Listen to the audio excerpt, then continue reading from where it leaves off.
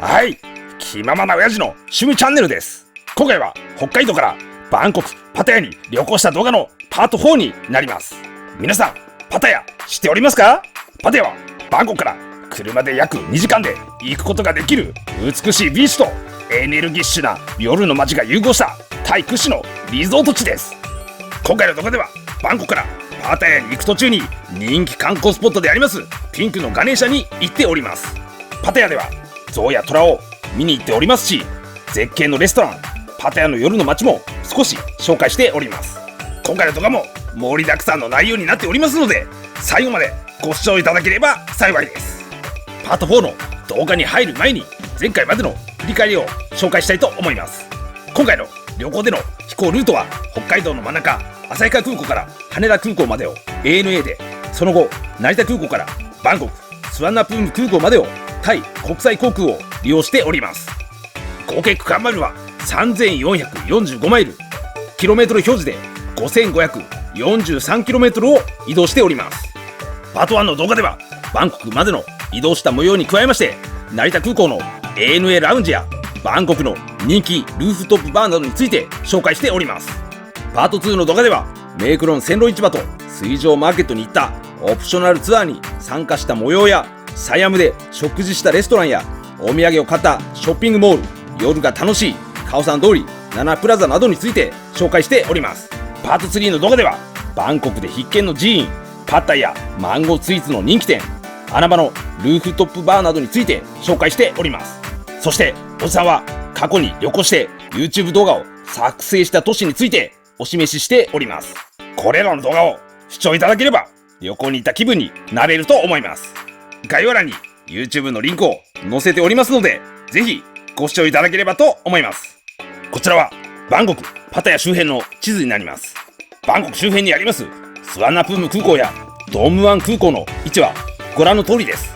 パート2で紹介しましたメイクロン線路市場はバンコクからの距離が約 81km です。おじさんの動画では紹介しておりませんが、人気観光地のアユタヤはバンコクからの距離が約 78km です。そして今回の目的地でありますパタヤはバンコクからの距離が約 139km です。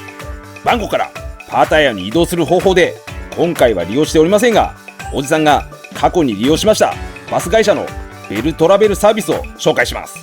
バンコクやスワンナプーム空港からパタヤに行くことができるバス会社は他にもありますが、このバス会社は他に比べて割高ではありますが、座席が広く追加料金で宿泊しているホテルに送迎してもらえます。料金はバンコクのホテルからパタヤのホテルまでが475バーツ、日本円で約2420円、スワンナプーム空港からパタヤのホテルまでが361バーツ、日本円で約1840円です。他のバス会社に比べて便数は少ないですが、おすすめだと思いますので、パタヤに行く機会があるときにはぜひ利用していただければと思います。今回はパタヤに行く前におじさんが一度は行きたかった人気観光スポットのピンクのガネーシャに寄ってからパタヤに行きました。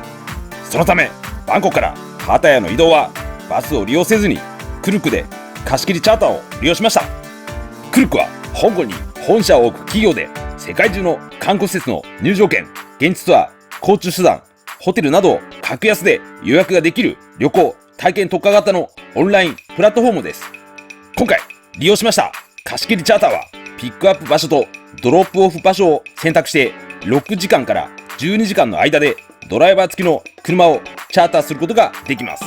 バンコクからパタヤに行く途中に追加料金を支払えばピンクのガネーシャにも行くことができます。貸し切りチャーターの料金は車のサイズや利用時間によって異なりますが、1万6000円ぐらいからです。今回ピンクのガネーシャに寄ってもらいましたが、その場合の追加料金が700バーツ、日本円で約3570円でした。ピンクのガネーシャはすごく不便な場所にありますので、効率よく観光するにはおすすめだと思いました。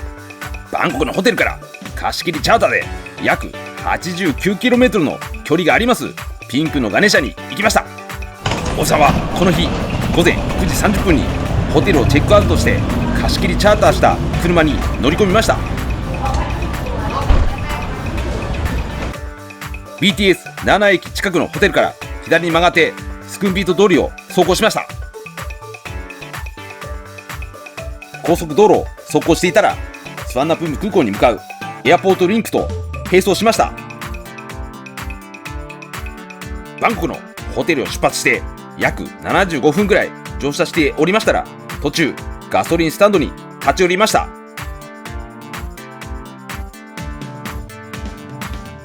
私がチャーターした車ではなかったんですが、トランクの下に管を入れていて何なのかなと思っておりましたら、この車の燃料はガソリンではなく、日本のタクシーでも使用されております液化石油ガスでした。ガソリンスタンドから約15分走行したら、ピンクのガネーシャに近づいてまいりました。ピンクのガネーシャの駐車場までの映像を30秒間ご覧ください。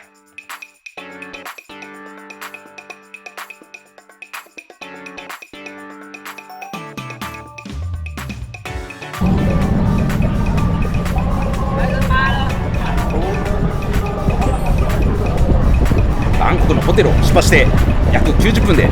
ピンクのガネーシャに到着できました。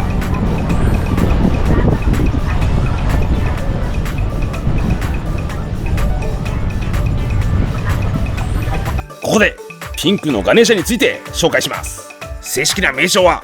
ワットサマーンラッタナーラームです。ここはバンコクから約1時間30分の場所にあるお寺です。幅16メートル、高さ24メートルの巨大なピンクガネーシャ像で有名です。祈願成就までのスピードが大変速いご利益寺と言われております。入場料は無料です。おじさんが駐車場からピンクガネーシャ像に向かって歩いた様子をご覧ください。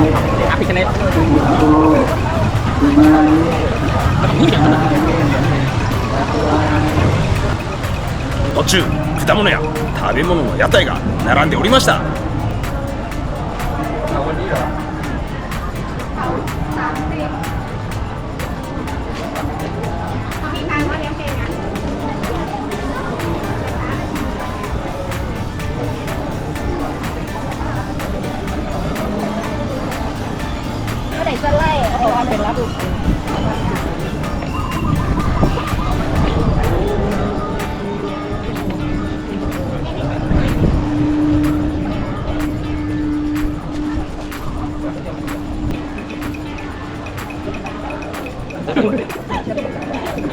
はい、こちらが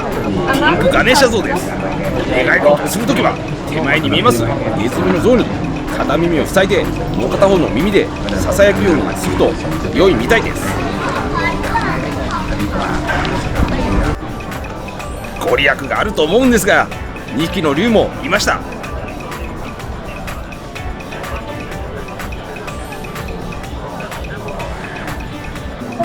こちらで参拝している方も多かったですね。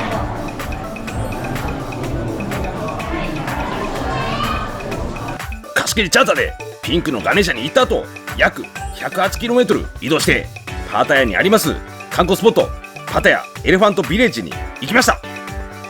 エレファントビレッジの周りは本当何もない場所でしたね。グラムもなかなか捕まらないエリアですので、貸し切りチャーターで行くのが正解だったんじゃないかなと思います。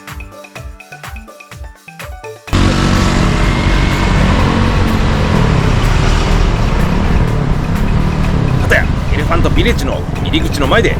降りました。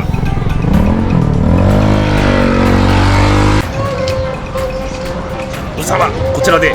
入場券を購入しました。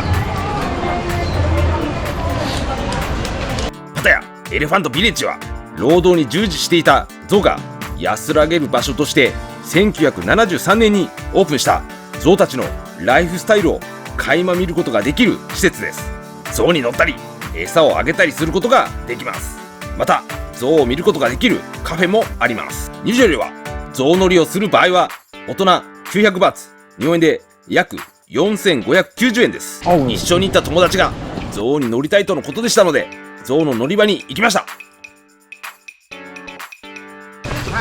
象に乗る場合はこちらから乗ることができます。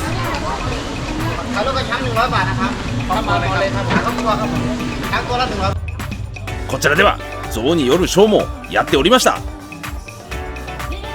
この時マライア・キャリーの恋人たちのクリスマスが流れておりましたが、著作権侵害してしまいますので、別の BGM を流しております。サンタクロースの衣装を着用した象が鼻を回していて、見ていて面白かったです。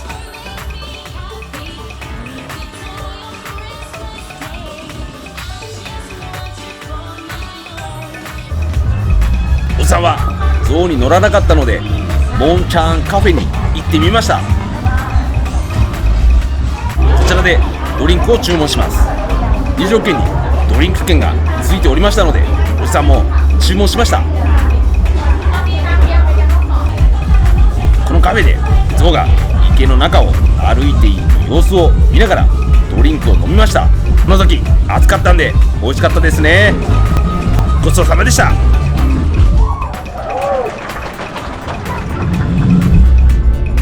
おじさんが貸し切りチャーターで次に行った場所はカオシーチャン大仏壁画です。パタヤエレファントビレッジからの距離が約 22km です。遠くからでも山に描かれている壁画が見えていました。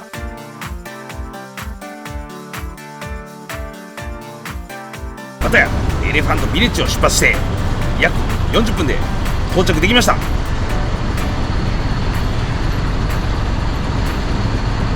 カオシーチャン大仏壁画はパタヤの中心部から車で約40分の場所にあり、1996年にプンポン前国王在位50周年を記念して岩肌に彫刻された高さ約130メートル、横約70メートルの巨大な大仏壁画は迫力満点だと思います。入場料は無料です。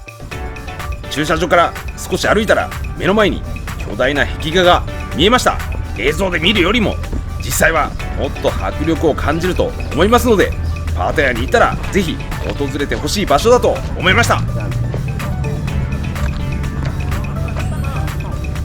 貸し切りチャーターで次に行った場所はタイガーパークパタヤです。カオシーチャン大仏壁画からの距離は約 14km です。タイガーパークパタヤは虎と一緒に写真を撮ったり触ったりができる施設です。料金は虎のサイズによって異なりますが、710バーツから1010バーツ日本円で約3570円から5050円です。おじさんが選んだ虎はミドルサイズの虎です。このサイズの虎が一番安かったです。スタッフが棒で叩くのでちょっと怖かったですね。おじさんはこの虎の腰のあたりを触ったり、一緒に写真を撮ってもらったりしました。日本ではなかなかできない経験じゃないかなと思いますので、行ってよかったです。この日はまだ昼食を食べておりませんでしたので、スリーマーメイドに行きました。タイガーパークパタヤからの距離は約 8.6km です。こちらの場所はパタヤの中心部から約 3km 離れておりまして、静かなエリアにありました。スリーマーメイドはパタヤにある人気の絶景カフェレストランです。エントランスを抜けると巨大な人魚の像がありました。おじさんは海がよく見える席を探しながら歩いておりました。鳥の巣のような席もありましたね。この時日差しが強かったんですが、海が見える席を選びました。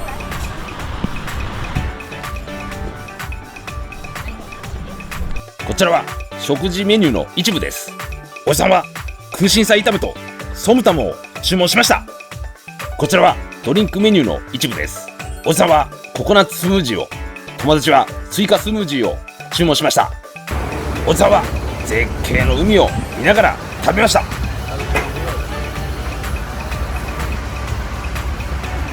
ソムタム何回食べても美味しいですね。ココナッツスムージーは冷たくておじさんのほてった体を冷やしてくれました。後に出てきた空心菜炒めも間違いないですね。美味しかったです。ごちそうさまでした。おじさんは今回10時間の貸し切りチャーターを利用しましたが、またチャーターできる時間があったんですけれども、ホテルに送ってもらいました。スリーマーメイドからの距離は約 4.1km です。貸し切りチャーターがサードロードを左に曲がって進んでいきますと、今回私どもが宿泊するボーグパタヤホテルに到着することができました。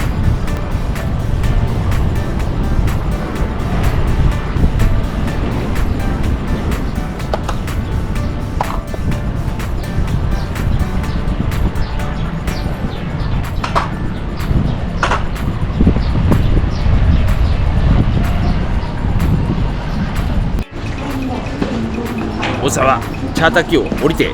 奥に見える受付でチェックインの手続きをしました。ボーグパタヤホテルは LK メトロやツリータウンなど夜遊びエリアのソイ物価をエリアにあります。4つ星ホテルでありながら1泊2名利用で約5000円くらいと安くおじさんおすすめのホテルです。こちらにはプールもありましたし、部屋もシンプルで綺麗だと思います。水回りにつきましてもシャワーとトイレの間に仕切りがありますので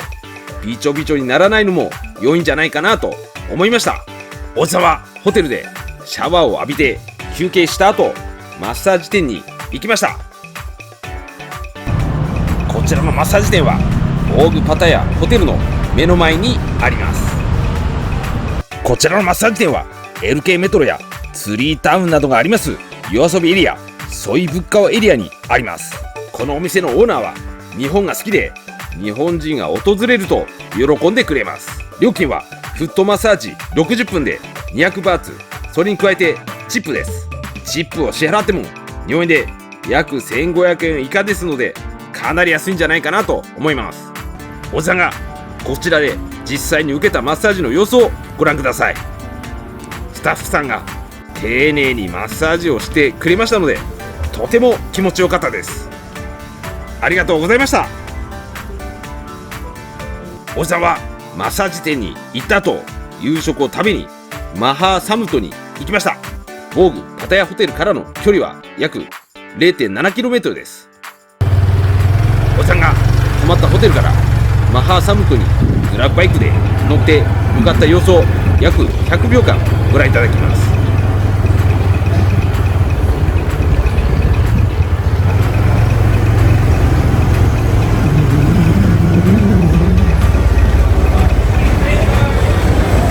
こちらの通りはソイレンキーと呼ばれる通りだそうです。この通りにはバービアがあったり長期滞在者向けの格安ホテルが多いエリアだそうです。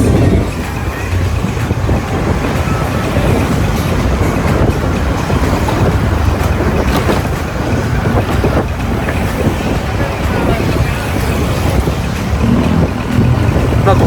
サードロードを左に曲がります。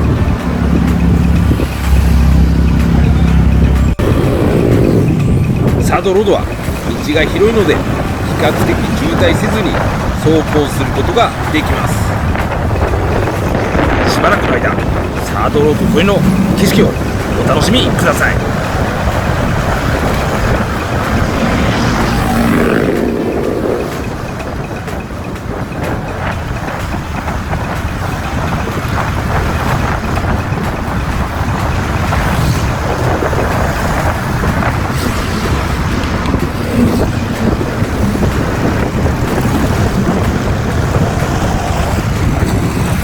ボーグパタヤホテルグラブバイクで5分もかからずにマハーサムトに到着できました。こ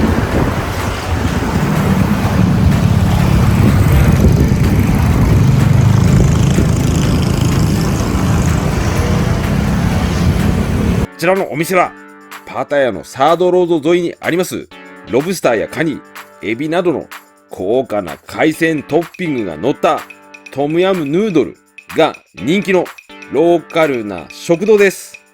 このお店のメニューの一部です。おじさんは海鮮トムヤムヌードルを注文しました。エアコンが効いてない暑い中で食べました。ラーメンの中にはエビやカニ、貝などがたくさん入っておりまして、その辺の出汁が少し辛酸っぱいスープに溶け込んでとても美味しかったです。ごちそうさまでした。ここでパタヤのナイトエリアについて少し紹介します。少し曲がってしまっているんですが、赤のラインはパタヤの通りを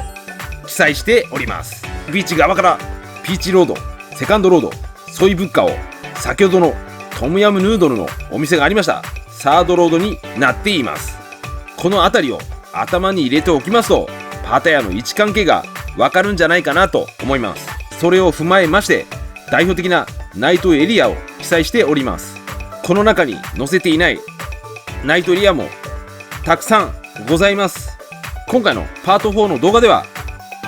ソイロクという場所を紹介させていただきます。まだ全く手をつけてないんですが、今後作成予定のパート5の動画ではウォーキングストリートやソイ物価をあたりも紹介できたらと考えております。パタヤのナイトスポットの代表的な場所でありますウォーキングストリートの入り口からソイロクまでの距離は約 2.8km です。ウォーキングストリートの入り口からソイロクまでをグラブバイクで移動した模様を約4分ほどご覧いただきます。通りはサウスパタヤロードと呼ばれております。トラックの荷台に人が乗っているのが見えたかと思いますが、こちらはソンティフと呼ばれる格安の乗り合いタクシーです。料金は1回利用で15バーツから20バーツ、日本円で約80円から100円です。こちらの交差点を曲がるとセカンドロードになります。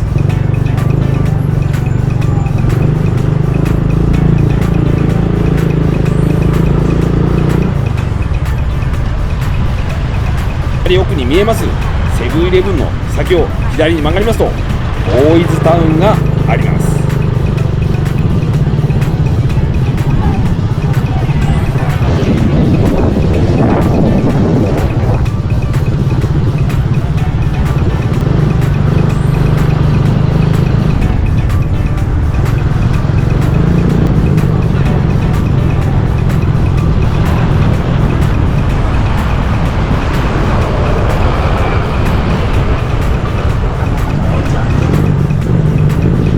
左に見えるショッピングモールはロイヤルガーデンプラザです。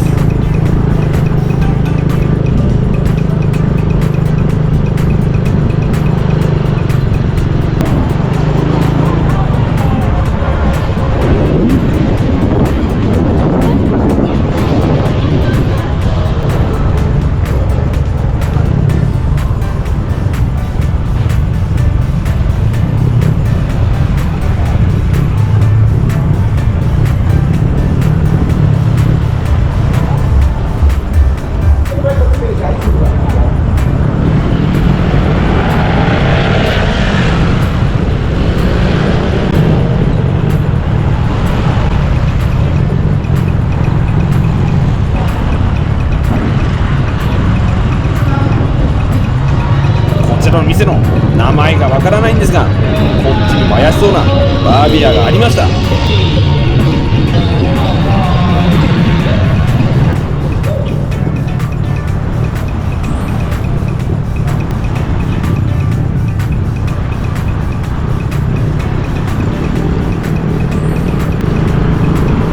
右に見えますきらびやかなお店はミスナイトバービヤタウンです。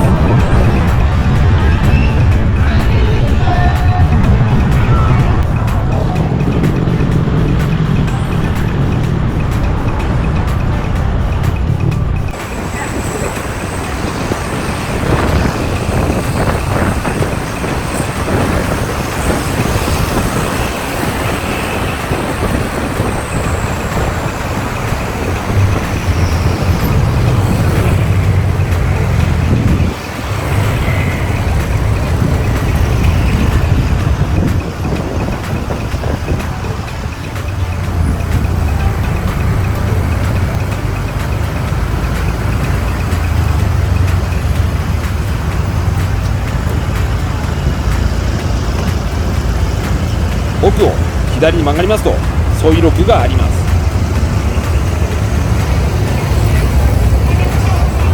ここでソイロクについて紹介したいと思います。ソイロクはノースパタヤのビーチロードとセカンドロードを結ぶ約340メートルの通りで、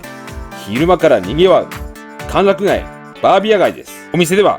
バーで働いている女性と飲んだり遊んだりができます。自分が飲むドリンク代は100から150バーツぐらい、女性のドリンクが200バーツぐらいかかります。女性と遊ぶ場合は連れ出しも可能でありますが、基本はゴーアップと呼ばれる店の2階で遊びます。その場合は部屋代400から500バーツ、女性のチップ代はショートで2000から3000バーツぐらいかかります。お子さんが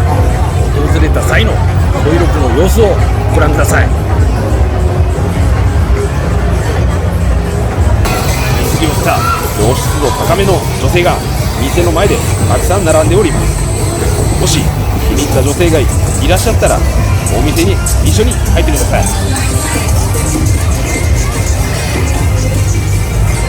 おじさんは今回こちらのお店に入りました。さすがに動画を撮影できませんでしたので写真を紹介します。こちらのお店でおじさんが飲んだチャーンビールが95バーツ、日本円で約480円でした。女性に